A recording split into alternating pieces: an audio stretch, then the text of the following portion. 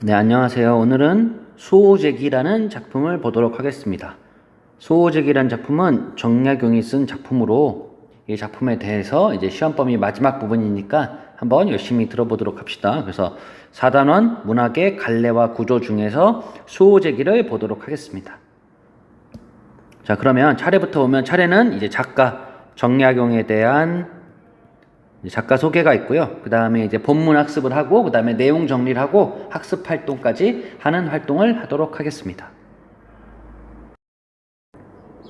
자, 그럼 이번엔 첫 번째 작가 소개를 하도록 하겠습니다. 정약용은 호가 다산입니다. 그래서 흔히 얘기할 때 다산 정약용이라고 부릅니다. 그래서 여기는 이제 알쓸 신잡에 나왔던 그 장면을 선생님이 잠깐 캡처해서 나왔는데요. 그래서 1762년에 태어나서 1836년에 돌아가셨고요. 그 다음에 조선 후기의 실학자입니다. 우리 실학자라고 하면 실학 어디서 많이 듣지 않았어요? 우리 뭐 할 때 들었죠?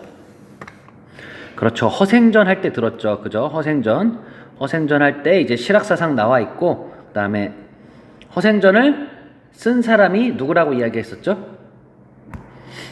그죠? 허생전을 쓴 사람이 박지원이라고 했었죠. 그래서 박지원도 마찬가지로 실학자입니다. 그래서 박지원 같은 경우에는 1737년에 태어나서 1805년이니까 비슷한 시기를 사는 분이라고 볼 수가 있겠죠. 자, 그래서 조선 후기 실학자이고 배다리를 준공하고 수원 화성을 설계한 기술자입니다. 여러분들 한번 시간 되면 수원 화성 한번 가서 봐보세요. 그 다음에 강진 유배 동안 500여 권의 책을 서술했다. 그래서 유배도 굉장히 오래 가 계셨고, 그 다음에 대표적인 저서로는 목민심서라는 저서가 있습니다. 그리고 정약용과 정조는 이제 떼놓고 생각할 수가 없어요.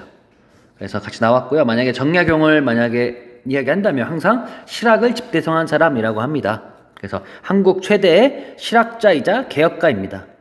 한마디로 사상을 요약하자면 개혁, 개방을 통해서 나라를 강하게 만들고 병사들을 강하게 기르는 그런 주장을 한 인물이라고 볼 수가 있겠습니다. 근데 이 정약용을 떠올린다면 아까 얘기한 대로 이 귀양살이를 떠올릴 수가 있어요. 굉장히 오랫동안 이제 귀양살이를 했던 분이고, 그다음에 이 귀양살이는 이 정약용한테 깊은 좌절감도 주었지만 반대로는 그걸 통해서 최고의 실학자가 되는 밑거름까지 가게 됩니다. 그래서 귀양살이라는 정치적 탄압까지도 학문을 하라는 하늘의 뜻으로 받아들여서 학문적 업적을 이뤄낸 그런 사람입니다. 그래서 이 사람은 1762년에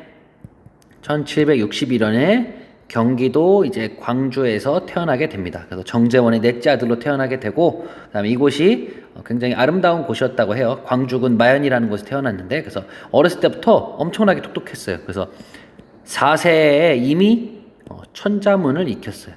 천자문을 익히고, 그다음에 7세에는 여러분들이 아는 한시를 지었습니다. 그래서 10세 이전에는 자작시를 모아서 삼미집이라는 이제 편찬하기도 했습니다. 그리고 어렸을 때 천연두를 알아서 정약용의 오른쪽 눈썹에 그 자국이 남아서 눈썹이 마치 이렇게 눈썹이 있으면 이렇게 만약 눈썹이 있다고 치면 이게 마치 이렇게 나서 세 개로 나눠져 있다. 그래서 눈썹이 세 개로 나눠져 있다. 그래서 삼미라고 불리기도 했습니다. 그래서 여기 나와 있는 삼미집이라고 이름을 붙인 거죠. 그래서 어렸을 때 스승은 이제 자신의 아버지였습니다. 그리고 10세의 나이에 경사들을 읽기 시작했고 16세 때는 성호 이익 선생님의 유고를 읽기 시작했습니다.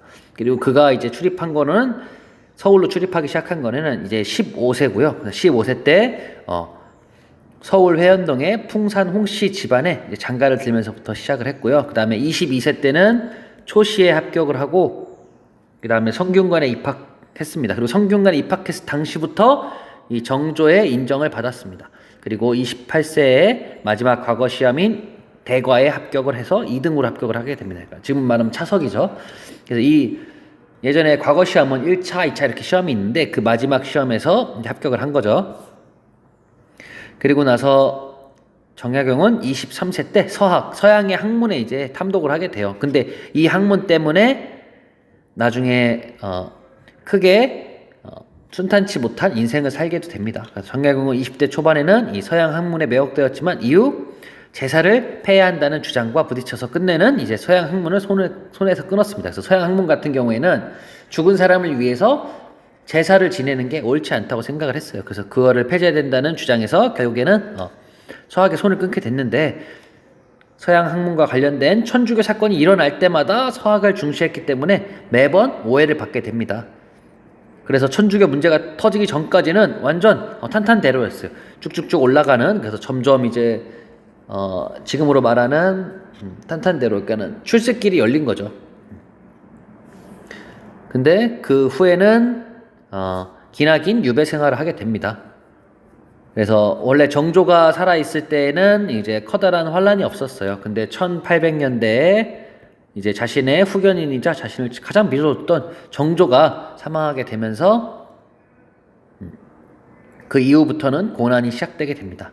사실 정약용은 관직에 나간 지 2년 만에 유배를 가게 돼요. 하지만 이 정조의 배려로 10일 만에 풀려나게 됩니다.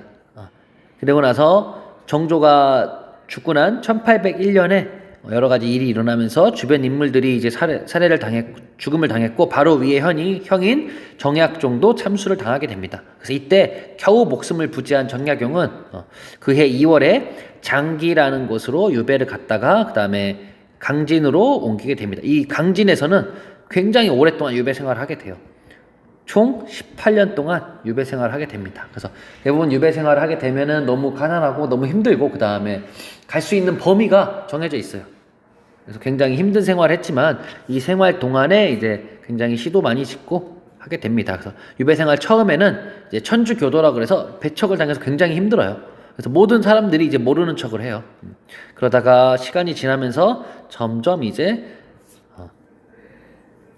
생활에 적응하게 됩니다. 그리고 정약용이 유배에서 풀려나서 고향으로 온 거는 그의 나이 57세입니다. 57세 때 고향으로 오게 돼요. 그러면서 자신의 학문을 마무리하면서 실학사상을 이제 집대성하게 됩니다. 그러면서 이때 많은 작품도 편찬을 하게 됩니다. 그래서 이런 정약용이 지은 작품이 이제 수호제기라는 작품입니다. 그래서 정약용의 형제들은 되게 유명해요. 다 형제들 자체가 굉장히 유명합니다. 그래서 나중에 여기서 이제 그래서 보겠지만 큰 형님이라고 하는 정약현이라는 분도 있고, 그 다음에 여기 나와 있는 아까 다른 형제들도 있고, 그래서 이 형제들이 전부 다 굉장히 유명해요. 그래서 그 형제들 중에서 나머지 사람들이 다 유배를 가게 된 그런 상황에서 지은 작품이 수호제기라는 작품입니다. 자, 그러면 이제 작품을 보도록 하겠습니다.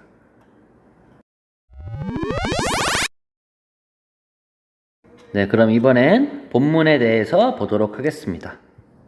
자, 본문은 교과서 196쪽입니다.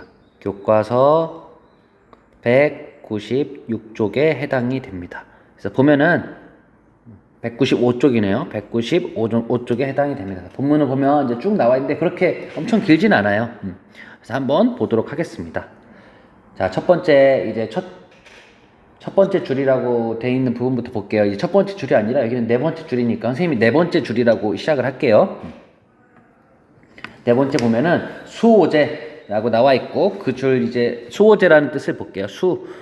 이게 지킨다는 뜻인데 나를 지키는 집이라는 뜻입니다. 우리가 아까 봤던 수호제기가 작품 이름이었잖아요. 그죠? 그래서 여기서 나와 있는 수호제가 나를 지키는 집이구나 라는 뜻을 알게 됐어요. 그럼 이 기는 뭘까요? 기라는 거는 중국의 어떠한 문장 형식을 말합니다. 중국의 문장 형식을 이야기합니다. 그래서 거기 나와 있죠. 자료실에라고 나와 있는데 보면은 잡기라고도 한다. 기란 본래 기술한다는 뜻인데 기술이 쓴다는 말이죠. 기술의 대상은 사물이다. 즉 여러 가지 사물에 관해 기술한 산문 문장 형식이 바로 기 형식이다. 이제 뭔지 알겠죠? 기라는 거. 그래서 여기 수호제라는 거를 기로 쓴 작품을 수호제기라고 합니다. 그 다음 또 볼게요. 수호제라고 되어 있고, 즉 나를 지키는 집은 큰 형님이 자신의 서재에 붙인 이름이다. 여기서 나와 있는 큰 형님은 정약용의 큰 형님은 정약현입니다. 그래서 신유박해로 집안이 풍비박산 났지만 자신과 집안을 잘 지키는 인물, 큰 형님이 자신의 서재에 붙인 이름이다. 나는 처음 그 이름을 보고 의아하게 여기며 나와 단단히 맺어져 서로 떠날 수 없기로는 나보다 더한 게 없다.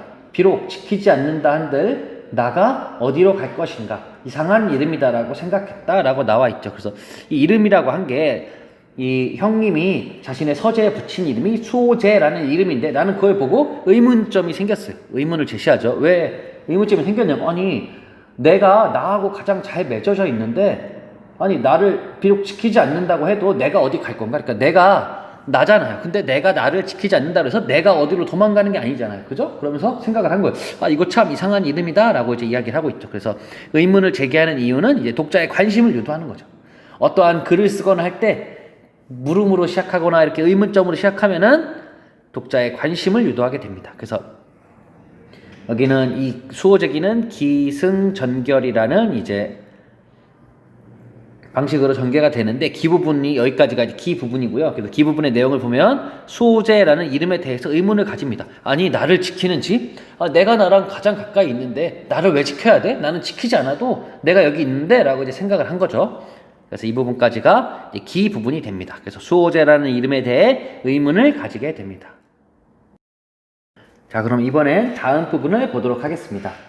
다음 부분을 보면 여덟 번째 줄에 이제 나와 있죠. 그래서 장기로 귀양온 이후 장기라는 건 아까 얘기했던 정약용이 유배 생활했던 거 3월부터 10월까지 했다고 선생님이 아까 얘기했죠. 그래서 장기로 귀양온 이후 나는 홀로 지내며 생각이 깊어졌는데 어느 날 갑자기 이러한 의문점에 대해 환히 깨달을 수 있었다. 나는 벌떡 일어나 다음과 같이 말했다. 지금 처음에 수호제라는 이름에 대해서 의문점을 가졌어요.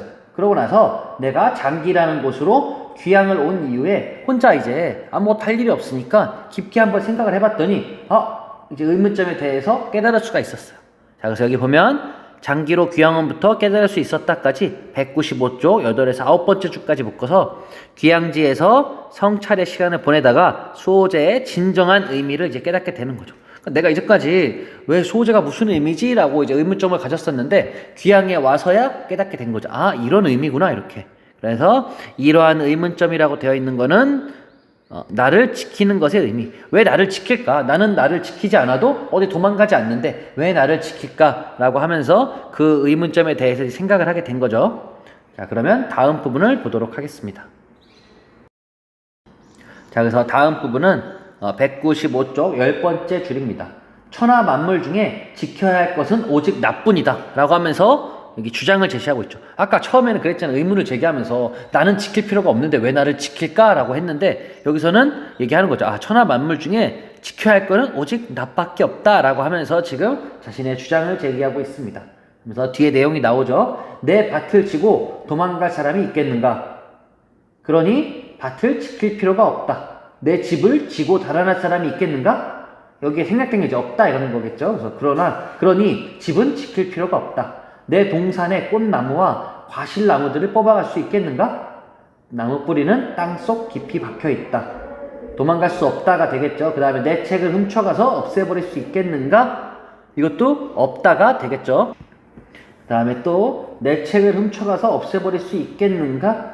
라고 해놓고 성현은 성인과 현인, 그러니까 굉장히 어진 사람들을 이야기하죠. 그래서 성현의 경전은 세상에 널리 퍼져 물과 불처럼 흔한데 누가 등이 없앨 수 있겠는가? 그 다음에 내 옷과 양식을 도둑질하여 나를 궁색하게 만들 수 있겠는가? 가난하게 만들 수 있겠는가? 했더니 아니다. 천하의 실이 모두 내 옷이 되고 천하의 곡식이 모두 내 양식이 될 수 있다. 도둑이 비록 훔쳐간다 한들 하나 둘에 불과할 터 천하의 모든 옷과 곡식을 없앨 수는 없다. 따라서 천하 만물 중에 꼭 지켜야 할 것은 없다라고 이야기가 되어 있죠. 그래서 이 부분을 묶어서 주장에 대한 근거. 아까 주장이 그거였죠. 천하 만물 중에 지킬 사람은 오직 나뿐이다 하는 거에 대해 근거를 제시하고 있죠. 그래서 왜 그런지, 왜 지키지 않아도 되는지 이유를 설명하고 있죠. 처음에 내 밭에 대해 설명하고 있죠. 내 밭을 지고 도망갈 사람이 있는가? 밭을 어떻게 지고 도망가요? 그죠? 훔쳐서 갈 수가 없죠. 그래서 안 된다. 없다. 그래서 나는 밭을 지킬 필요가 없다 하면서 처음에 밭에 대해 설명이 나와 있죠. 그 다음 볼까요? 자, 그 다음은 내 집을 지고 달아날 사람이 있겠는가? 여러분들 집 지고 사람들이 달아날 수 있을 것 같아요. 도둑이 못 가져가잖아요. 그죠? 그래서 없다. 그러니 집은 지킬 필요가 없다. 그 다음에 내 동산에 꽃나무와 과실나무가 있는데 이거를 뽑아갈 수 있겠는가 하면서 나무 뿌리는 땅속 깊이 박혀 있다. 못 훔쳐간다. 그 다음에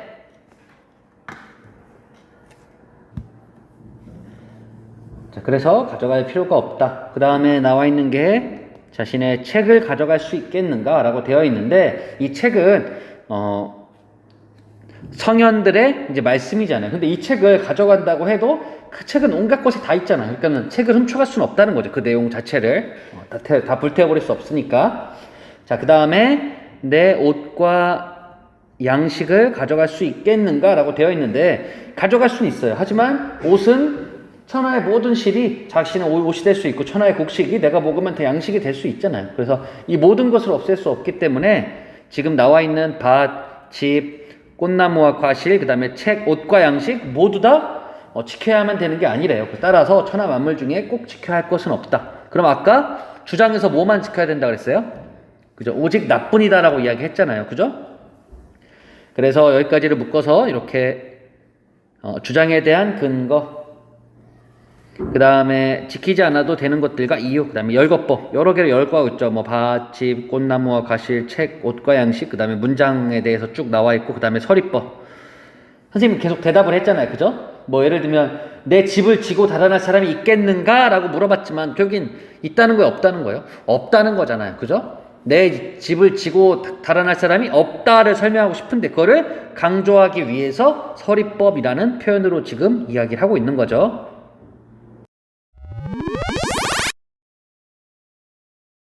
자, 그럼 다음으로 넘어가기 전에 195쪽에 오른쪽에 그 물음표 돼 있죠?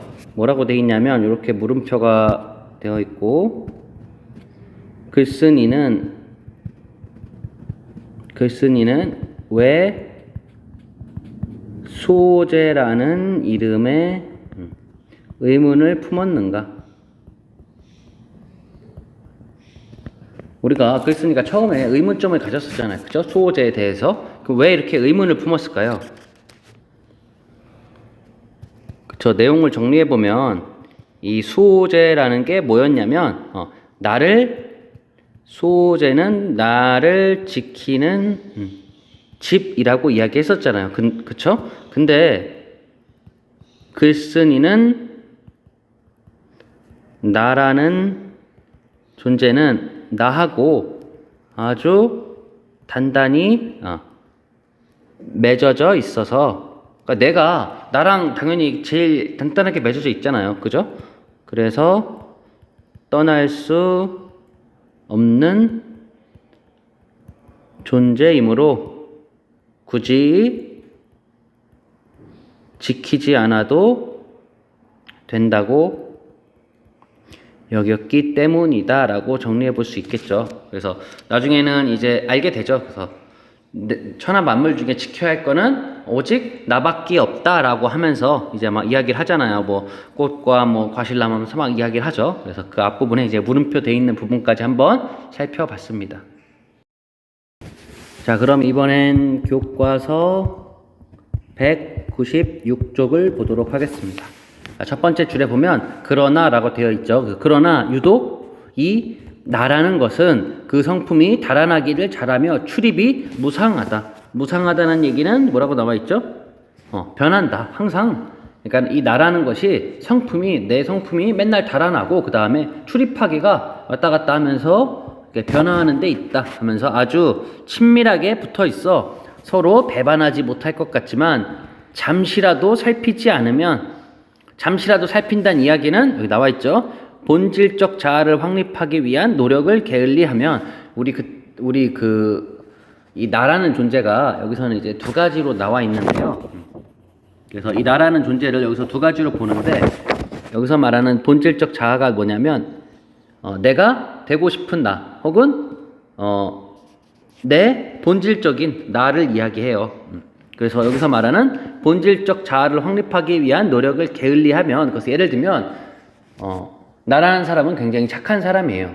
근데 어떨 때마다 자꾸 내가 나쁜 행동을 하게 돼요. 그러면은 이 본질적 자아를 확립하기 위한 노력을 게을리하면은 내가 나쁜 행동을 하게 되는 거예요. 근데 내가 주의를 갖고 내가 그런 행동을 하지 말아야겠다 이런 생각을 하게 되면은 그런 행동을 하지 않는다는 거예요. 그래서 본질적 자아를 확립하기 위한 노력을 게을리한다는 얘기는, 그래서 내가 그 말은 나라는 또 첫 번째 줄에 나라는 것은 그 성품, 내 뭐 예를 들면 나의 착한 성품, 뭐 내가 어떻게 하고 싶어하는 그러한 좋은 성품이 달아나기 굉장히 잘한대. 그러니까 조금만 뭔가 밖에서 유혹이 오더라도 내가 그 내 성품을 잃어버린다는 것이에요. 그래서 아주 친밀하게 나한테 붙어 있지만, 그래서 서로 배반하지 못할 것도 같지만 잠시라도 내가 게을리하고 살피지 않으면은 그 성품이 달아나 버린대요. 그래서 세 번째 줄에 어느 곳이든 가지 않는 곳이 없다라고 되어 있죠.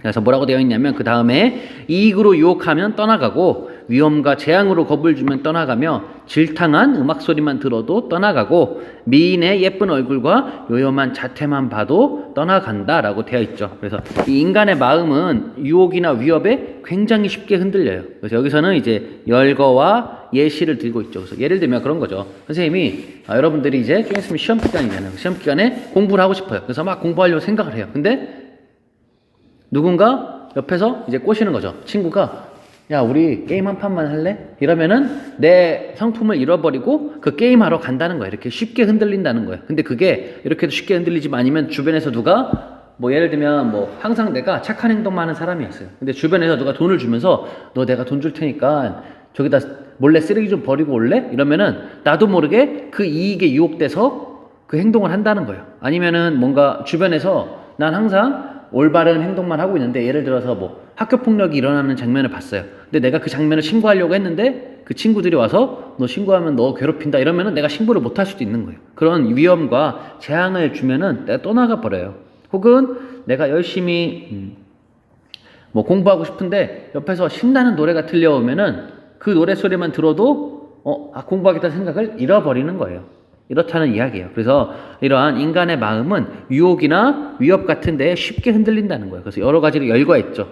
그죠? 열거하는 거는 여러 가지 이렇게 나열한다는 뜻이에요. 그 다음에 예시를 들어줬죠. 그래서 어떻게 하면은 사람의 마음이 흔들리는지 예시를 잘 들고 있습니다. 자, 그 다음을 볼게요. 그런데 한 번 떠나가면 돌아올 줄 몰라 붙잡아 만류할 수가 없다. 그러므로 그러니까 이 내 성품이라는 거는 내가 한 번 떠나가 버리면 다시 붙잡기가 굉장히 힘들어요. 내가 만약에 처음에 공부를 열심히 하는 친구였어요. 근데 중학교 1학년 때는 열심히 공부를 했어요. 근데 2학년 때 갑자기 공부하기가 싫어져서 놔버리면은 고등학교 와서도 공부하기가 힘들다는 거예요. 이것처럼 내 본래의 성품을 한 번 잃어버리면은 그거를 다시 붙잡아서 만류하기가 굉장히 힘들다는 거예요. 그러므로 천하 만물 중에 잃어버리기 쉬운 것으로는 나보다 더한 것이 없다라고 되어 있으면서 이제 여기는 좀 잘못된 것 같아요. 요건 아니고 요 부분이 아니고 여기서는 인간은 외부 유혹에 쉽게 흔들린다. 우리가 다 쉽게 흔들리잖아. 뭐 예를 들면 내가 다이어트를 하고 싶어요. 근데 다이어트를 하는데 뭐 재미있는 뭐 유튜브 먹방이나 그런 걸 보면은 내 다이어트 하고 싶은 생각이 사라지면서 그걸 먹게 된다거나 여러 가지 행동들이 있죠. 내가 이런 행동을 하지 말아야 된다 하는데 뭐 예를 들면은 내가 나는 뭐 예를 들면 뭐 질서 같은 거를 잘 지킬 거야라고 얘기해서 신호등에서는 꼭 초록불에만 건너야지 했는데 너무 급해서 학교에 가는데 지각할 것 같아요. 그러면 빨간불에도 건너고 한단 말이에요. 근데 그게 한 번, 두 번 하다 보면은 나중에는 그게 습관이 되어버린다는 거죠. 그래서 이렇게 인간은 외부 유혹에 아주 쉽게 흔들립니다. 그래서 천하 만물 중에 잃어버리기 쉬운 거는 나보다 더한 것이 없다. 그러니까 인간은 외부 유혹에 굉장히 흔들린다는 거죠.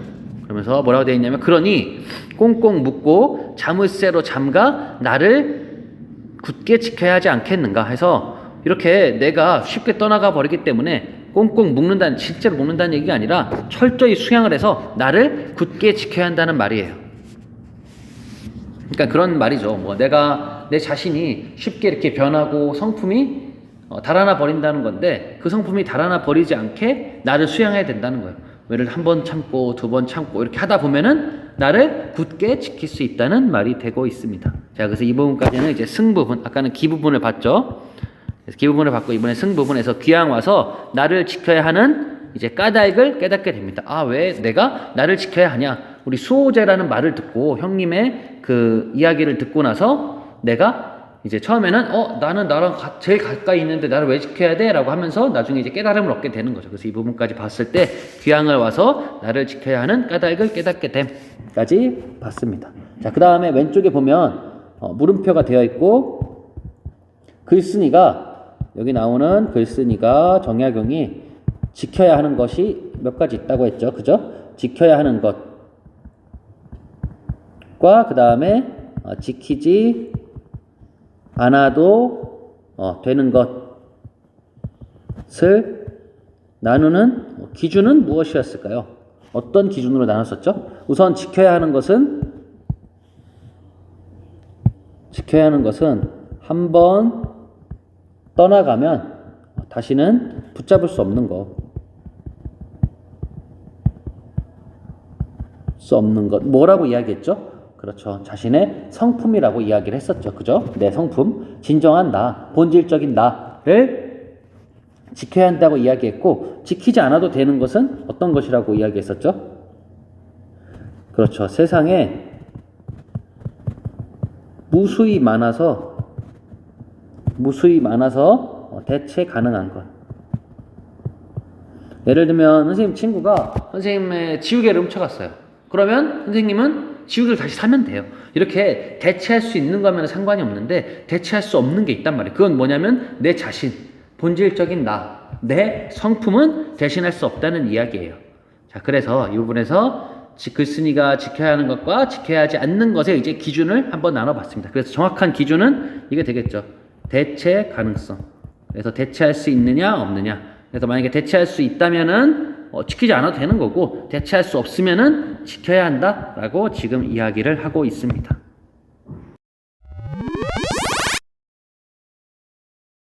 자, 그럼 이번엔 교과서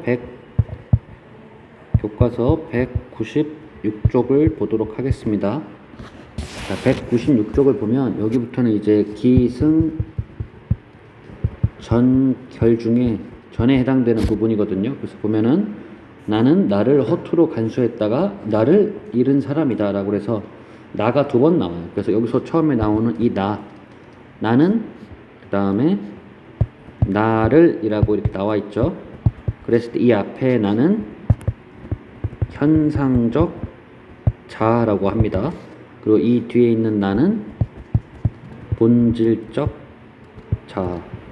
뭔 말인지 모르겠죠. 그래서 여기부터 보면은 이 여기서 말하는 선생님이 말하는 현상적 자아는 현재 자신을 이야기해요. 그리고 뒤에 나와 있는 요 본질적 자아는 내가 되고 싶은 그리고 내 본래의 자아를 이야기합니다. 그래서 여기서 말하는 이 나라고 하는 것은 나는 나를 허투루 간수했다가 나를 잃은 사람이다. 그래서 지금 현재 나는 귀향을 가 있다고 얘기했잖아요. 그죠? 거기 가서 깨달음을 얻었잖아요. 그래서 귀향 갔을 때 나는 이 본질적인 나를 잃어버린 사람이다 라는 부분이 이렇게 드러나 있습니다. 그래서 이 부분에서는 어떠한 자신의 지금까지 행동에 대한 반성 그리고 후회도 하고 있고 자책도 하고 있습니다. 그래서 나는 나를 허투루 간수했다가 나를 잃은 사람이다 라고 되어 있고요.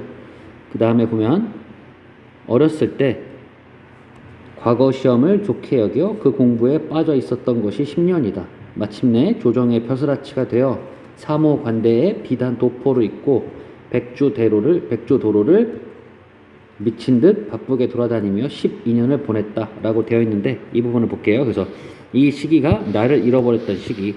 그래서 이 정약용으로서는 입신양명이 뭐냐면 자신의 뜻을 확립하고 이름을 드날린다 라는 뜻이죠. 그러니까 이 사람이 정약용이라는 사람이 이제 벼슬에 들어가게 된 거죠. 그러면서 벼슬아치가 되고 나서 그 옷들을 표현해주고 있죠. 사모관대의 비단도포. 여러분들 그 사극에 보면은 나오는 그러한 옷을 입고 백주도로 그 도로를 바쁘게 이렇게 다녔대요. 12년 동안. 그게 바로 나를 잃어버렸던 시절이라는 거예요. 그러니까 이 당시에는 본질적 자아인 나를 잃어버린 거예요. 정약용이라는 사람이. 그래서 자기가 있던 조정에서의 12년 동안, 이 12년 동안은 자기 자신을 잃어버린 때라고 하면서 설명을 하고 있습니다. 자, 그 다음 부분을 볼게요. 그 다음 부분을 보면 그러다 갑자기 상황이 바뀌어. 이 상황이 바뀌었다는 얘기는 귀향을 갔다고 했죠. 그래서 처음에 뭐 장기로 갔다가 나중에 다른 곳으로 이동하게 되죠. 그래서 그 장기에 가 있는 그 귀향을 가게 되어서 상황이 바뀌어 친척을 버리고 고향을 떠나 한강을 건너고 문경세제를 넘어 아득한 바닷가 대나무 숲이 있는 곳에 이르러서야 멈추게 되었다라고 되어 있고, 이 아득한 바닷가 대나무 숲이 있는 곳이 바로 유배지가 되겠죠. 그래서 흔히 이제 서울을 떠났다는 말을 서울을 떠났다고 이야기 표현 안 하고 한강을 넘어서라고 이렇게 표현합니다. 그래서 이 한강이라는 것 자체가 서울, 한양을 상징하는 거기 때문에 이렇게 한강을 건너고 그 다음에 문경세제를 넘어서 아주 멀리 있는 바닷가 대나무 숲이 있는 곳에 가서 비로소 멈추게 되었다라고 되어 있죠. 그래서 여기서 보면은 예전에는 그 귀향을 가게 되면은 그 범죄 정도에 따라서 혹은 임금이 이 사람을 용서해 줄지 안 용서해 줄지에 따라서는 이렇게 만약에 우리나라 지도가 있다고 친다면 여기서 이런 대로 귀향을 보내는 거는 금세 다시 부른다는 뜻이에요. 근데 예를 들어서 제주도로 보낸다 그러면은 거의 절반은 죽으라는 뜻이에요. 왜냐하면 이때는 배를 타고 가는 게 굉장히 힘들었어요. 그래서 지금 같은 뭐 배가 잘 돼 있는 게 아니라 배가 굉장히 부실했고, 그 다음에 그 기상 상황에 따라서 배를 탈 수 있고 못 타고 혹은 배에서 사고가 나고 안 나고가 결정되었기 때문에 이 배를 타고 이 제주도로 간다는 의미는 왕이 너는 다시 보고 싶지 않아 라든가 아니면은 중죄를 지었거나, 그래서 아니면 이 바닷가 정도로 보내는 것 자체도 뭐 어디 여기나 섬으로 보내는 것 자체도 굉장히 잘못을 많이 했을 때 이렇게 보낸다고 되어 있습니다.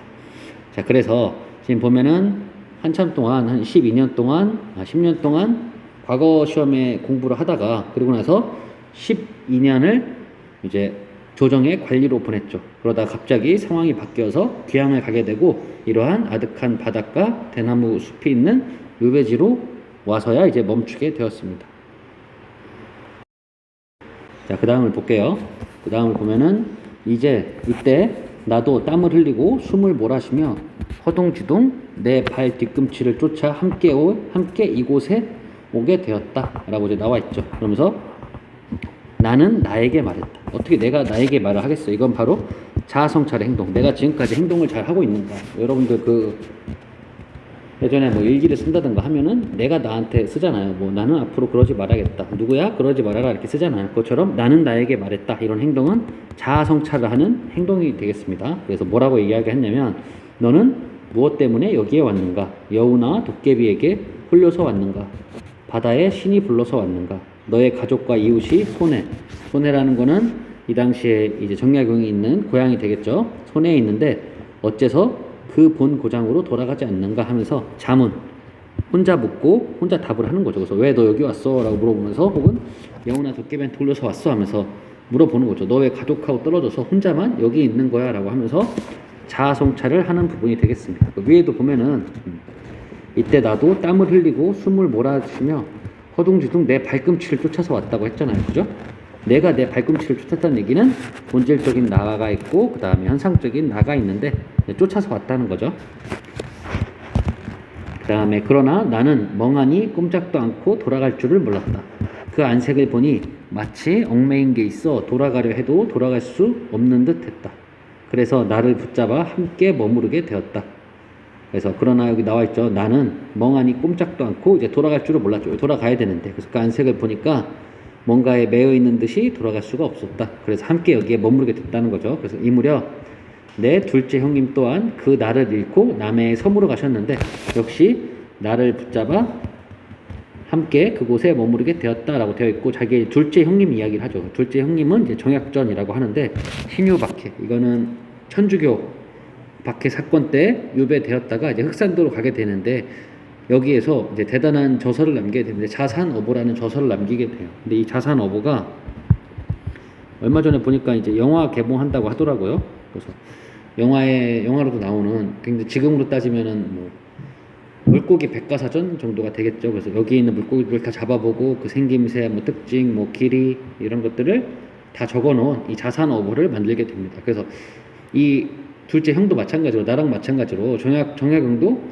이 유배를 가서 자신의 이제 문학도 좀 다듬고 하는 계기가 됐는데 마찬가지로 이 둘째 형님도 이렇게 가서 자산 어부라는 대단한 작품을 남기게 됩니다. 이 집안을 보면은 형도 그렇고 자기도 그렇고 되게 유배를 되게 많이 가게 돼요. 그 다음에 그쪽 한번 옆에 있는 물음표 한번 볼게요. 물음표에 뭐라고 되어 있냐면 글쓴이와 둘째 형님 공통점이 둘 다 나를 잃어버렸죠. 둘째 형님이 잃어버린 나는 무엇인지 생각해 보자 라고 되어 있죠. 뭘 잃어버렸다고 했어요? 결국에는 그렇죠. 자신의 참된 본성 혹은 난데 어떤 나냐면 본질적인 자아. 처음에 가장 잃어버리지 말아야 될 게 본질적 자아라 그랬는데 그 자아를 잃어버리고 여기 이제 왔던 거죠. 그래서 전 부분을 한번 요약해 보면 나를 잃어버렸던 어떠한 과거를 반성하고 있습니다. 이 과거는 내가 벼슬 생활했던 벼슬아치를 생활했던 그 바쁘게 그 뭐 정해진 관복을 입고 돌아다녔던 그 과거에 대해서 지금 반성하고 있습니다.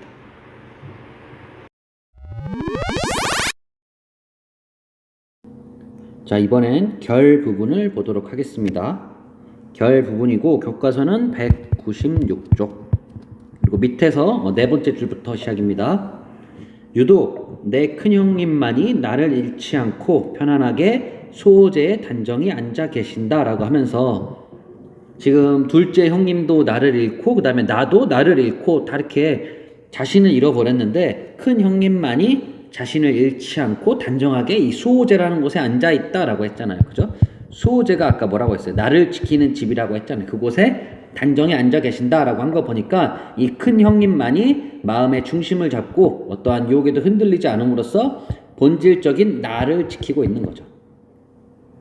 그래서 큰 형님은 우리와는 달리 자기 자신을 잘 지키고 있다. 본질적인 자아를 잘 지키고 있다. 이렇게 보면 되겠죠. 그러면서 본디부터 지키는 바가 있어 나를 잃지 않으신 때문이 아니겠는가 라고 하면서 처음부터 내가 지켜야겠다라고 생각했기 때문에 나를 잃지 않으신 것이 아닐까라고 하면서 이것이야말로 큰 형님이 자신의 서재 이름을 수호라고 붙이신 까닭일 것이다.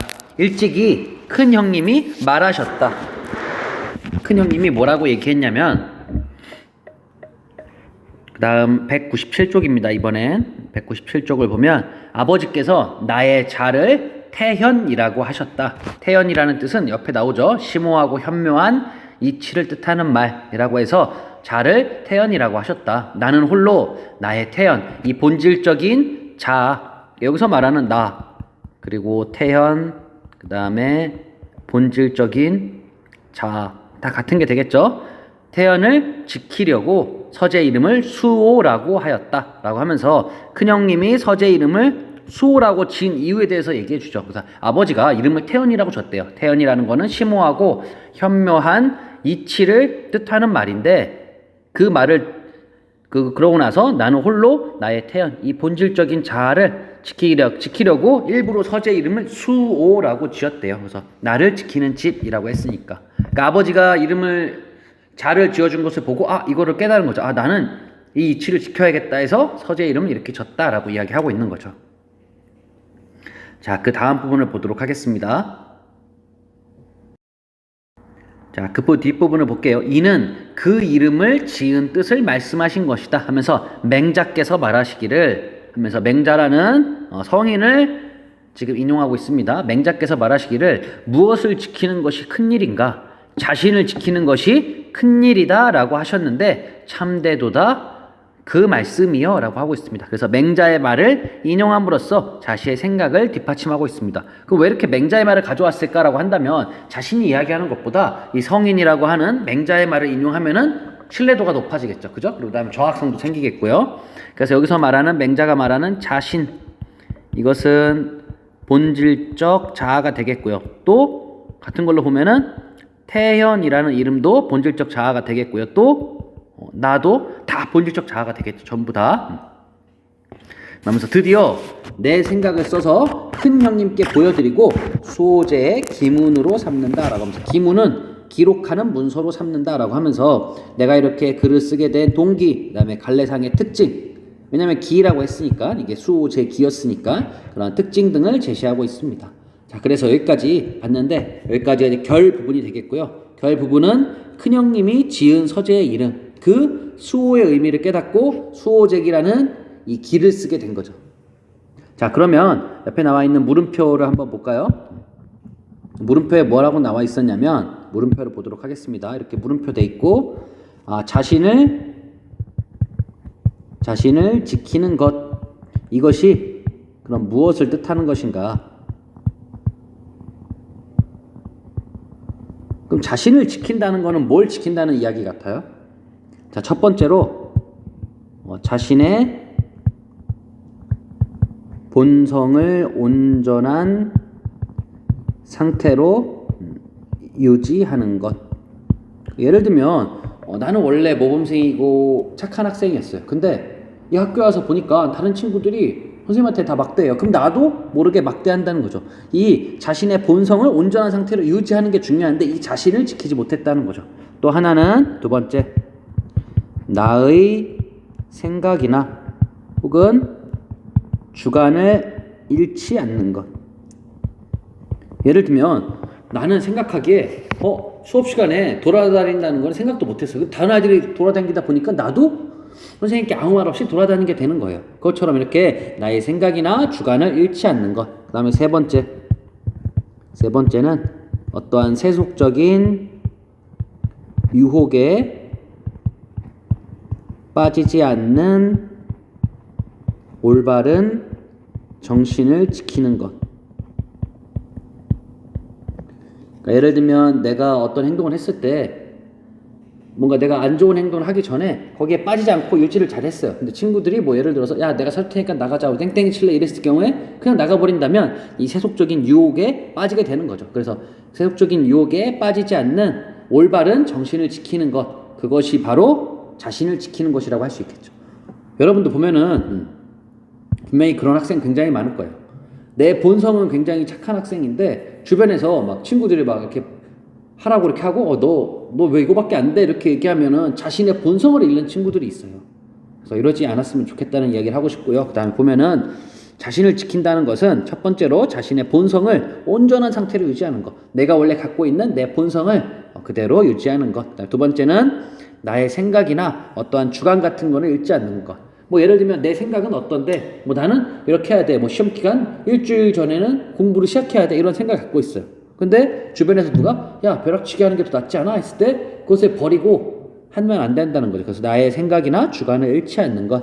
그 다음에 세 번째는 세속적인 유혹에 빠지지 않는 올바른 정신을 지키는 것. 이것이 바로 자신을 지키는 것이라고 할 수 있겠습니다. 자, 그래서 이렇게 본문 내용을 한번 다 살펴봤습니다.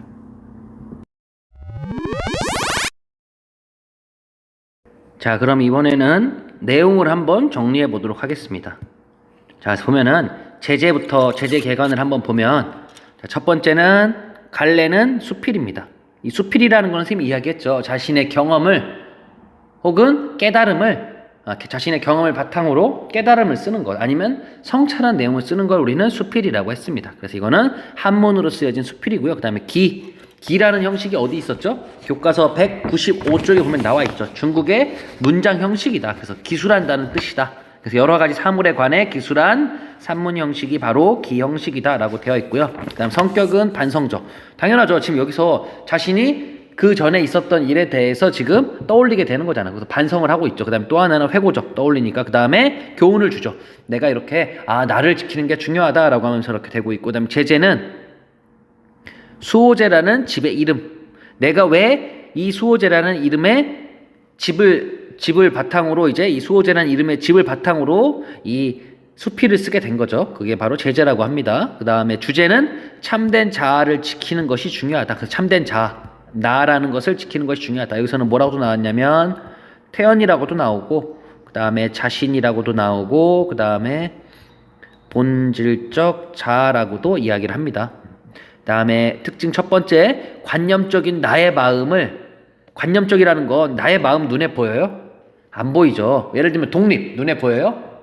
안 보이죠. 슬픔 눈에 안 보이잖아. 이런 것들을 마치 구체화해서 보이는 것처럼 하는 거예요. 예를 들면 슬픔이 내게로 다가왔다. 아니면 슬픔이 나에게 악수를 청했다. 이러면은 슬픔이 관념적인 거라서 보이지 않는 건데 그거를 마치 살아있는 것처럼 혹은 구체화해서 물건인 것처럼 이렇게 해서 이야기를 하는 방식. 그래서 관념적인 나의 마음을 구체화하여 그것과 대화하는 방식으로 글을 구성하고 있다. 그다음에 또 하나는 특징 두 번째는 자신의 과거를 반성적으로 돌아보고 그 다음에 그 과정에서 얻은 깨달음, 왜 나를 지키는 것이 중요한지 그 깨달음에 대해서도 지금 잘 이야기하고 있습니다.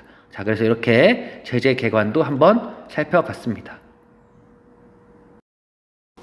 자, 그 다음 내용 정리 부분에서 천하 만물과 나에 대한 글쓴이의 인식을 보도록 하겠습니다. 천하 만물은 뭐가 있었죠? 엄청 많았잖아요. 그죠?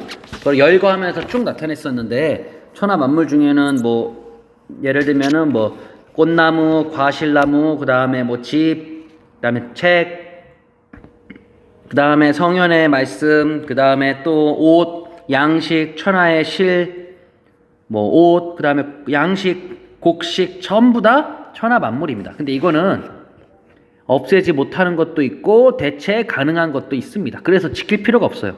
없애지 못하는 거는 성현의 경전 같은 거, 이런 거는 어디 가든 책이 있는데 내가 갖고 있는 책 한 권만 없앤다 그래서 그 책이 다 없어지는 건 아니잖아요. 그죠? 그 다음에 대체 가능한 것, 뭐 곡식 같은 거는 천하의 곡식이 다 내 양식이 될 수 있으니까 그건 없앨 수가 없겠죠. 그래서 천하 만물은 이렇기 때문에 없애지 못하는 것도 있고 대체 가능한 것도 있기 때문에 지킬 필요가 없습니다. 근데 나라는 존재는 쉽게 떠날 수 있으며 한 번 떠나가면 돌아올 줄을 모릅니다. 그래서 잃어버리기 쉬움으로 지켜야 한다는 거죠. 그래서 예를 들면 나는 중학교 때까지 굉장히 성실하고 수업도 잘 듣는 친구였어요. 근데 학교에 오니까 다른 친구들이 수업도 안 듣고 그냥 다 자는 걸 보고 나서 나도 그래야겠다라고 하면서 한 번 자기 시작하면은 고등학교 내내 그냥 자기만 한다는 거예요. 이것처럼 쉽게 떠나갈 수 있어요. 내가 이제까지 지켰던 거를 뭐 중학교 3년 동안 지켰던 게 고등학교에 와서 한 달 만에 그게 무너질 수도 있는 거예요. 그래서 그리고 한 번 떠나가면은 돌아올 줄을 모릅니다. 그래서 잃어버리기 쉬움으로 나를 지켜야 한다. 이렇게 우리가 배웠죠. 자, 다음을 보도록 하겠습니다. 자, 그래서 이 글에서는 이제 나의 의미가 굉장히 많이 나오는데, 그래서 나중에도 나를 막 찾는 걸 할 거야. 이 나는 무슨 나고, 막 어떤 나고, 현상적 자아인지 아니면 본질적 자아인지 이런 걸 찾는 걸 할 거예요. 그래서 여기서 보면 이 글에서 나는 두 가지로 나누는데, 첫 번째는 현상적인 나, 그리고 또 하나는 본질적인 나, 이렇게 두 가지로 나눠진대. 여기다 정리해보면 나라는 것은 현상적인 내가 있고 그 다음에 본질적인 내가 있습니다. 그래서 현상적인 나는, 다시 여기 현상적인 나는 외면적인 나, 이거는 외면적 나, 겉으로 보여지는 내 모습인가 봐요. 나로서 어떠한 상황과 환경에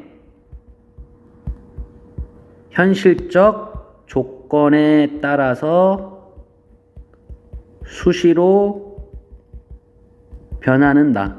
뭐 예를 들면 주변 상황이 만약에 뭐 그런 거 있잖아요. 여러분들 만약에 주변에서 길거리가 너무 깨끗하고 아무도 쓰레기를 안 버려. 그러면 나도 쓰레기 버리지 않고 주변 사람이 주우면 나도 줍게 돼요. 근데 주변 사람들이 쓰레기를 다 버려. 막 지나가는 사람들 막 다 버리면 나도 그냥 버리게 되는 거예요. 이것처럼 상황이나 환경에 따라서 현실적인 조건에 따라서 수시로 변하는 거를 현상적인 나라고 합니다. 그래서 상황과 환경의 현실적 조건에 따라서 수시로 변하는 나. 그럼 이번엔 본질적인 나를 볼게요. 본질적인 나는 어떤 나냐면 어떠한 상황 속에서도 흔들리지 않는 참된 나.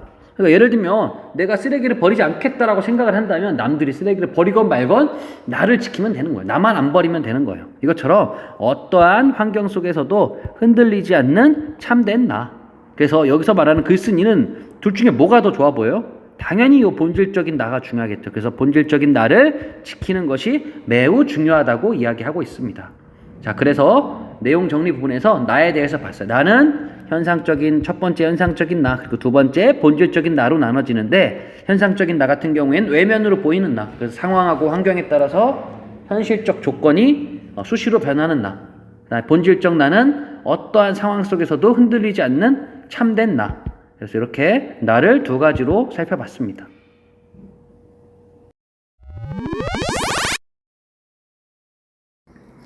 자, 그럼 이번엔 내용 정리해서 글쓴이의 깨달음의 과정을 보도록 하겠습니다. 글쓴이는 귀양 가기 전에 형님이 지은 수호제라는 이름에 의문을 품게 됩니다. 아니, 내가 나랑 가장 가까이 있는데 왜 나를 지켜야 하지? 라고 하면서 수호, 나를 지킨다는 것의 의미를 전혀 이해하지 못했어요. 나를 지킨다라는, 그러면서 그 후에 이제 귀양살이를 하게 되면서 깨닫게 되는 거죠. 아, 왜 수호라는 의미가 무슨 의미구나. 그래서 천하 만물 중에 제일 지켜야 할 게 바로 나다라고 하면서 그 수호의 의미를 깨닫게 되고, 그 다음에 이 수호제기라는 수호제에 관한 기를 지어서 이제 큰 형님께 보여드립니다. 그래서 글쓴이는 결국에는 귀양 가기 전에는 몰랐다가 귀양살이 하면서 이제 깨닫게 되는 거죠. 자, 그래서 그 부분이 잘 정리되어 있습니다. 자, 그러면 이번엔 내용 정리 중에 내용 학습 부분을 보도록 하겠습니다. 크게 연 구분을 기, 승, 전, 결이라고 되어 있습니다. 우리 흔히 소설 같은 경우에는 발단, 전개, 위기, 절정, 결말이라고 되어 있고, 다른 경우에는 논설문 같은 경우에는 서론, 본론, 결론 이렇게 나눠지는데, 여기 같은 경우에는 기, 승, 전, 결, 그러니까 네 부분으로 나눈다고 볼 수가 있겠죠. 그래서 해당 부분은 수호제부터 이상한 이름이다라고 생각했다까지를 보면은 수호제에 대해서 이름에 대해서 의문을 갖게 되죠. 아니, 나를 지킨다는 건 대체 무슨 의미지? 라고 하면서 기 부분에서는 의문을 갖게 되고요. 그 다음에 장기로 귀양 온 이후부터 지켜야 하지 않겠는가까지를 묶어서 나를 지켜야 하는 까다. 왜 나를 지켜야 한다고 설명을 했어요. 다른 것은 나무 같은 거, 집 같은 거, 그 다음에 옷, 전부 다 남들이 가져갈 수 있지만 가져간다 해서 내게 없어지는 게 아니라, 아니면 아예 가져갈 수 없는 것들이 예를 들면서 진정으로 나는 내가 지켜야 하는구나 하면서 나를 지켜야 하는 까닭에 대해서 이야기를 했고요. 그 다음에 전 부분에서는 나는 나를 허투루 간수하다가부터 그곳에 머무르게 되었다까지 하면서 나를 잃어버렸던 과거에 대해서 반성하게 되는 거죠. 나는 나를 언제 잃어버렸냐면 벼슬 생활을 하면서 보면은 어떤 옷을 입고 백주대나 막 한양 거기를 왔다 갔다 했던 그 시기에는 나를 잃어버렸다는 거죠. 그러면서 자신의 과거에 대해서 반성하고, 그 다음에 마지막 결부분에서는 유독 내 큰 형님만이부터 수호제의 기문으로 삼는다까지를 묶어서 수호제를 쓰게 된 매력, 내가 왜 이 수호제기라는 이 글을 쓰게 됐는지, 왜 이런 수필 혹은 기를 쓰게 됐는지에 대해서 설명이 되고 있습니다.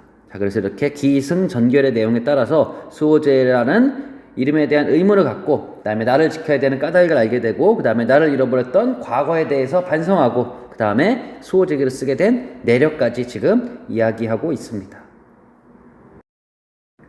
자, 그 다음에는 지켜야 할 것과 지키지 않아도 되는 것을 한번 정리해 볼게요. 지켜야 할 것은 나가 되겠죠. 이 나는 이상적 자아라고도 하겠고, 아니면 본질적 자아가 좀 더 맞겠죠. 본질적 자아, 원래 자신. 그래서 왜 나를 지켜야 하냐면 까닭이 뭐냐면 달아나기를 잘하며 출입이 무상함. 그러니까 이 본질적 나는 달아나기를 굉장히 잘해. 그리고 언제든 들어왔다가 또 나가기도 하고, 그러니까 내가 잡아두지 않으면 언제든 나간다는 거예요. 또 하나는 한 번 떠나가면 돌아올 줄을 모릅니다. 선생님이 이야기했었죠.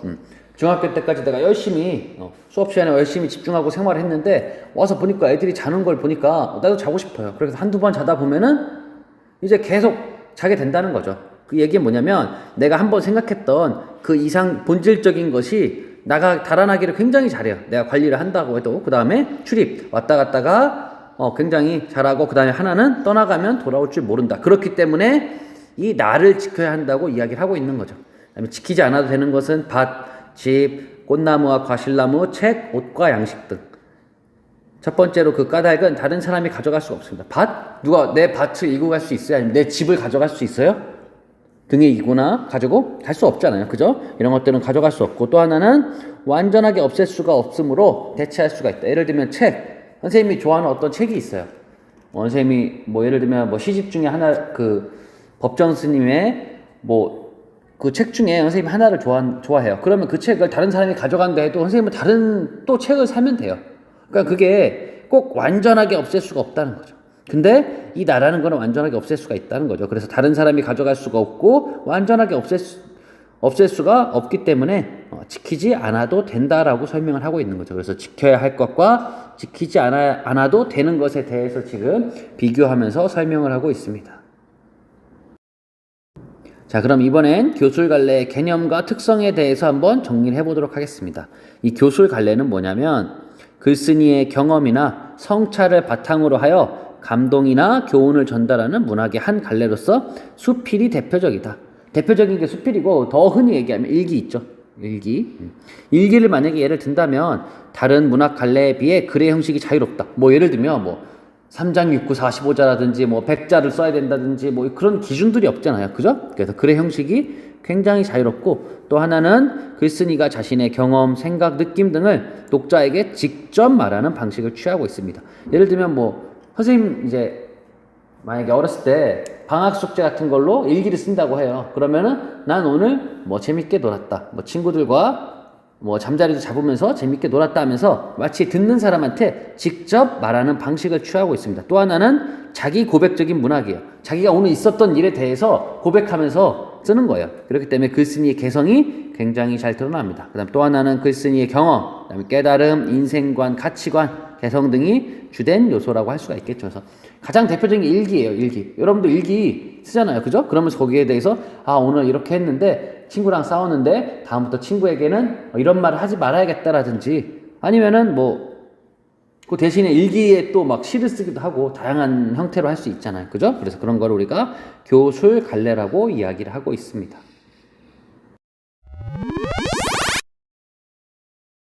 자, 그럼 이번엔 학습 활동을 해보도록 하겠습니다. 자, 학습 활동은 교과서 몇 페이지일까요? 교과서 198페이지가 되겠습니다. 교과서 198쪽을 보겠습니다.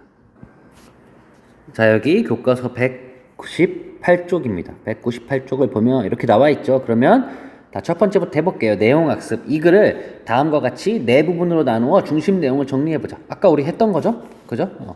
그래서 보면은 첫 번째, 가 부분이 뭐에 해당돼요? 그죠? 기. 그 다음에 나 부분은 승. 그 다음에 다 부분은 전. 그 다음에 라 부분은 결 해서 이렇게 나타나고 있습니다. 자, 해당 부분을 보면 기 부분은 수호제부터 이상한 이름이다라고 생각했다까지 이를 보면은 중심 내용이 아까 우리 했지만 수호제라는 이름에 대한 의문, 수호제라는 이름에 대해서 왜 그렇게 지었는지 지금 의문점을 갖고 있는 거죠. 자, 그 다음 두 번째 보도록 하겠습니다. 승 부분을 볼까요? 승 부분은 어떤 내용이 어디부터 어디가 해당이 될까요? 네, 장기로 귀양 온 이후부터 지켜야 하지 않겠는가 까지를 묶을 수 있고요. 그 다음 중심 내용은 나를 지켜야 하는 까닭이라고 되어 있습니다. 그 다음에 전 부분을 볼게요. 나는 나를 허투루 간수했다가부터 그곳에 머무르게 되었다까지. 중심 내용을 보면 나를 어떻게 했던? 네, 잃어버렸던 과거에 대한 반성이라고 볼 수 있겠습니다. 자, 그 다음에 결 부분을 볼게요. 결 부분은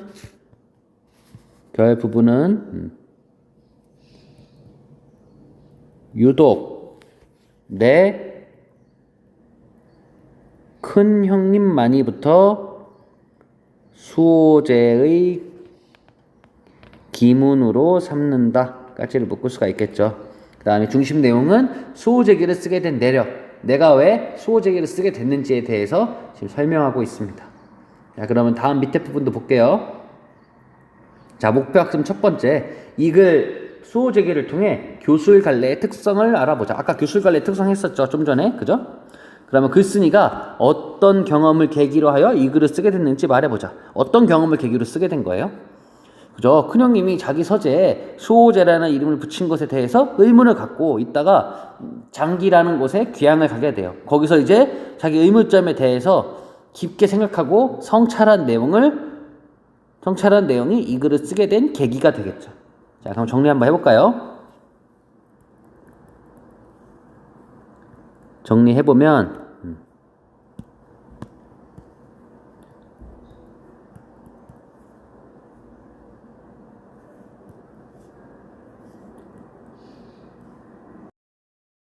네, 정리해보면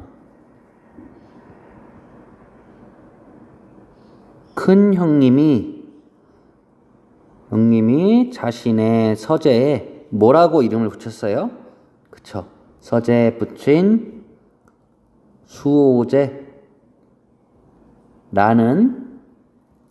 이름의 의문을 이제 품게 되죠. 의문을 품고 어디로? 네. 장기로 귀향을 와서 그 의문점에 대해 깊게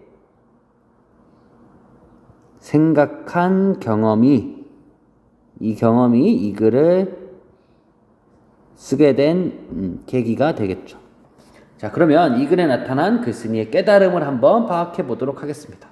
자, 첫 번째, 이 글에 제시된 지켜야 하는 것, 그리고 지키지 않아도 되는 것을 구분하여 정리해 보자 라고 되어 있죠. 그래서 대상은 지켜야 하는 것은 나가 되겠죠. 그래서 나는 달아나기를 굉장히 잘하며 출입이 무상함. 또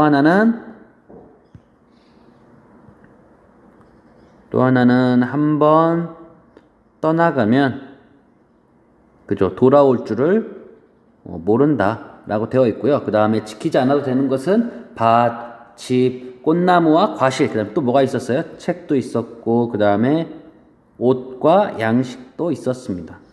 자, 이것은 다른 사람이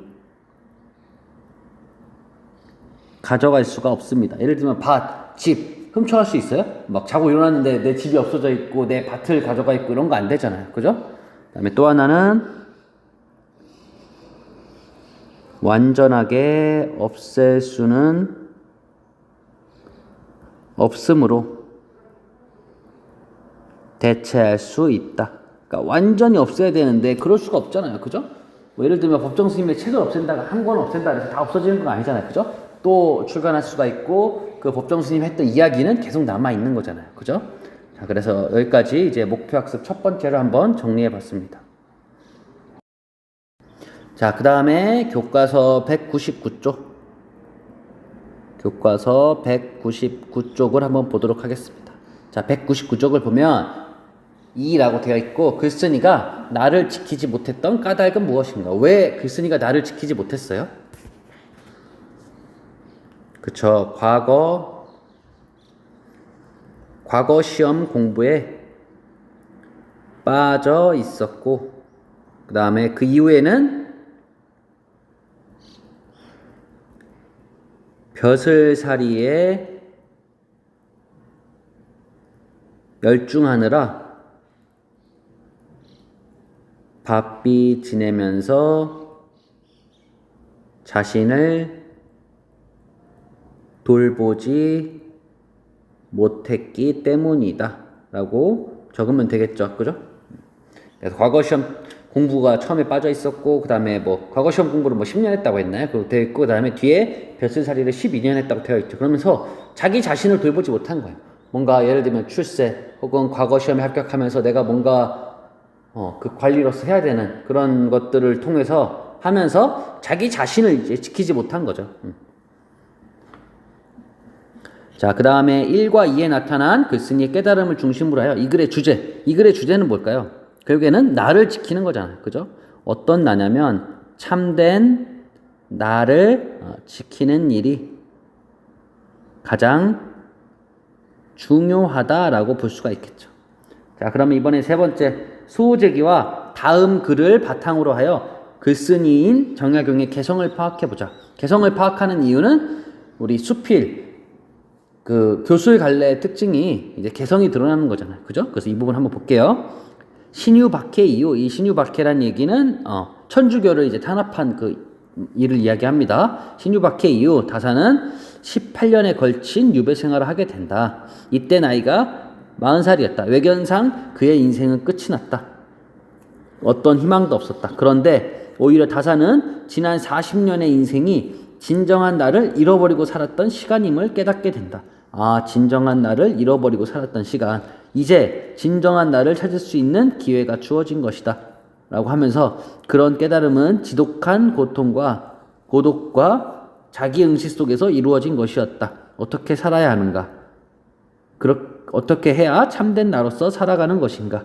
그 답을 향해 가는 과정이 이후 그의 삶이기도 하다라고 하면서 다산의 마음이라는 책에서 이제 박혜숙이라는 분이 옮겨왔습니다. 자, 그러면 이 글을 바탕으로 글쓴이 정약용의 한번 개성을 한번 파악해 볼까요? 글쓴이 정약용은 어떤 사람인 것 같아요? 그 선생님이 보기에는 자신을 아주 엄격하게 되돌아보고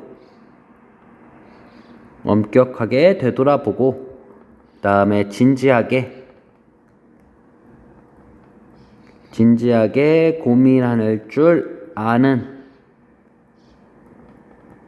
비판적 지식인 내 모습이 나타나고 있다라고 볼 수가 있겠죠. 그죠? 자, 그 다음 두 번째 하나 더 볼까요? 하나가 자기 자신을 엄격하게 돌아보고 진지하게 고민할 줄 아는 그런 비판적인 지식인의 모습이라면, 두 번째는 유배를 가 있는 절망적인 상황에서도 좌절하지 않고 오히려 이를 자기 수양, 자기 자신을 다스리는 자기 수양의 계기로 삼고 있다는 점에서 강인한 정신력을 지닌 사람이다 라고까지 정리해 볼 수가 있겠죠. 그래서 정약용이라는 사람은 아주 절망적인 상황, 자기가 유배가 있었잖아요. 그죠? 그런 상황에서도 좌절하지 않고 오히려 이를 내가 내 생각을 할 수 있는 시간이 마련됐구나, 이런 식으로 생각을 하는 거죠. 그래서 자기 수양의 계기로 삼고 있다는 점에서 아주 강인한 정신력을 지닌 사람이다 라고 볼 수가 있겠죠. 그래서 교술갈래의 개념과 특성도 다시 나타나 있고요. 자, 깔끔하게 한번 정리를 해봤습니다. 자, 그러면 학습활동 200페이지를 볼게요. 교과서 200쪽이 되겠습니다. 200쪽을 보면 2라고 되어 있고, 이 작품의 구성 요소들이 전체와 어떻게 연관되어 있는지 살펴보자 라고 되어 있습니다. 자, 그래서 보면은 1번 보면 글쓴이가 또 다른 자아인 나와 대화 형식을 취한 까닭을 생각해보자. 여기서 보면 나는 나에게라고 계속 나와요. 그죠? 여기 도움말에 보면 글쓴이인 나가 말을 건넨 또 다른 나는 나의 마음이다. 그러니까 나의 마음을 저번에도 이야기했지만 이 글은 관념적인 나의 마음을 구체화한 거예요. 예를 들면 내가 뭔가 사랑하는 마음이 있어요. 친구를 좋아하는 마음, 우정이라는 마음이 있어요. 근데 그 마음을 마치 내가 너한테 이 마음을 줄게, 너 잘 받아, 이렇게 하면은 사실 그 우정이라는 마음이 눈에 보이진 않잖아요. 그죠? 근데 마치 눈에 보이는 것처럼 이렇게 설명하고 있는 거예요. 자, 그럼 여기 볼게요. 나는 나에게 말했다. 너는 무엇 때문에 여기에 왔는가? 여우나 도깨비에 홀려서 왔는가? 아니면 바다에 신이 불러서 왔는가? 너의 가족과 이웃이 손해에 있는데 어째서 그 본 고장으로 돌아가지 않는가? 하면서 그러나 나는 멍하니 꼼짝도 않고 돌아갈 줄을 몰랐다. 그 안색을 보니 마치 얽매인 게 있어 돌아가려 해도 돌아갈 수 없는 듯 했다. 그래서 나를 붙잡아 함께 머무르게 되었다라고 되어 있는데, 그럼 이렇게 대화 형식을 취하면은 왜 대화 형식을 취하고 이렇게 취하는 이유가 뭘까요? 자, 한번 그 이유에 대해서 한번 살펴볼까요? 자, 첫 번째, 이렇게 대화 혹은 질문을 통해 나의 생각이나 주관을 더 뚜렷하게 드러내기 위해서이다 라고 보면 되겠죠. 그래서 대화나 질문을 통하면은 마치 내가 나한테 질문하면 내가 하고 싶은 이야기를 좀 더 잘할 수 있다는 거죠. 그래서 뚜렷하게 드러내기 위함이다. 그 다음에 두 번째 볼게요. 현재 자신의 상황을 아주 객관적으로 보고 있어요. 객관화하여 살펴봄으로써 스스로에 대한 성찰이 더 철저하고 명료해질 수 있기 때문이다. 그러니까 이런 식으로 설명하게 되면 내가 나한테 얘기하잖아요. 그러면 나를 객관적으로 보게 된다는 거예요. 사실 내가 나한테는 뭐 예를 들면 선생님이 오늘 집에 가서 뭔 일을 해야지 했는데 어제 축구를 보느라 그 일을 못했어요. 그러면 내가 나한테 관대해지는 거예요. 예를 들면 오늘 뭐 그럴 수도 있지. 아니면 오늘 굉장히 피곤한 일이 있어서 할 일을 못했어요. 그러면 그럴 수도 있지. 피곤하니까. 이런 식으로 주관적으로 생각할 수 있는데 내가 나한테 말을 건다고 한다면 현재 자신의 상황을 굉장히 객관적으로 살펴보는 거예요. 그래서 스스로에 대해서 더 잘 성찰할 수가 있고 그 다음에 그것이 더 명료해질 수 있기 때문이라고 할 수 있습니다. 자, 이렇게 한번 나와 대화 형식을 취하는 까닭까지 한번 봤고요. 그 뒤에 글의 끝부분에 인용된 맹자의 말이 이 글에서 어떤 역할을 하는지 생각해 보자 라고 되어 있죠. 그래서 이 부분을 한번 보도록 할게요. 자, 보면은 맹자께서 말씀하시기를 무엇을 지키는 것이 큰일인가? 자신을 지키는 것이 큰일이다 라고 하셨는데 참되도다 그 말씀이여 라고 되어 있습니다. 그럼 이렇게 글의 끝부분에 맹자의 말을 인용하면은 이 글에서 어떤 역할을 할까요? 맹자는 성현이라고 했죠. 그래서 성현인 맹자의 말을 인용하여 수호, 나를 지키는 것에 중요성을 강조한 글쓴이의 주장에 대해 근거로 삼으면서 글의 설득력을 높이고 있다 라고 이렇게 정리해 보면 되겠죠. 자, 그래서 이제 학습 활동까지 한번 다 해봤습니다.